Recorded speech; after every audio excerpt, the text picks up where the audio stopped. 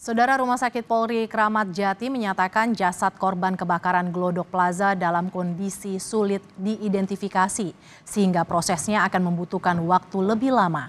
Sementara proses pembersihan Glodok Plaza yang terbakar mulai dilakukan oleh pihak gedung tanpa mengganggu tempat kejadian perkara. Kepala Bidang DVI Pusdokes Polri Kombes Ahmad Fauzi menyatakan kondisi korban yang terbakar serius sulit dikenal secara visual. Hasil identifikasi korban kebakaran di Glodok Plaza, Jakarta Barat akan diumumkan secara bersamaan setelah pemeriksaan sampel DNA antemortem dan postmortem selesai. Hingga kini, Rumah Sakit Polri telah menerima 14 sampel DNA dari 14 keluarga korban yang melapor ke Rumah Sakit Polri. Kesulitan yang kita hadapi saat ini adalah pertama karena kondisi korban yang cukup parah ya, dalam arti ini terbakar serius sampai ya kita ketahui bahwa sulit untuk kita kenal secara visual. Kemudian yang berikutnya adalah karena ini open disaster di mana siapa yang menjadi korban, jumlahnya berapa masih kita belum jelas karena tempat ini kan tempat umum ya. Jadi yang masuk ke situ kita juga nggak tahu siapa. Bisa saja jumlah korban lebih dari 14 yang dinyatakan hilang. Sementara itu, pihak pengelola Glodok Plaza mulai membersihkan gedung yang terdampak pasca peristiwa kebakaran 15 Januari lalu.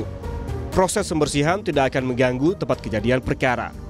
Pembersihan ini akan dimulai dari bagian gedung paling bawah yaitu basement, ke lower ground, ground floor, hingga lantai 1 dan 2. Pembersihan bagian bawah gedung Glodok Plaza ini bertujuan untuk menanggulangi drainase yang bocor serta pengangkatan puing-puing. Pengelola Glodok Plaza menyatakan proses pembersihan di area basement hingga lantai 2 tidak akan mengganggu tempat kejadian perkara.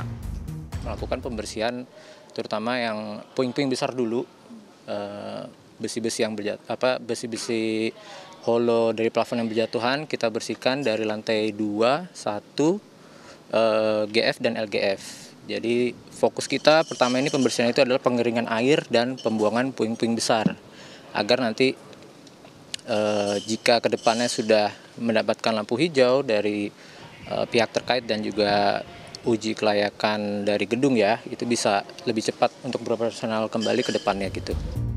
Sementara sejumlah warga juga masih mencari keberadaan anggota keluarganya yang diduga menjadi korban kebakaran Glodok Plaza. Salah satunya adalah keluarga Sinta Amelia yang menyerahkan laporan data-data Sinta ke pos DVI Antemortem Rumah Sakit Polri. Ibu Sinta, Imelda, mengetahui anaknya berada di Glodok Plaza melalui teman-temannya yang juga bersama dengan Sinta saat terjadi kebakaran. Mohon doanya buat semuanya, semoga ada keajaiban, anak saya bisa ditemukan dalam keadaan apapun. Semoga ada keajaiban dari Tuhan. Karena saya nggak nyangka kalau ini bakalan terjadi. Dia anaknya kuat, survive, punya 1000 cara buat selamat.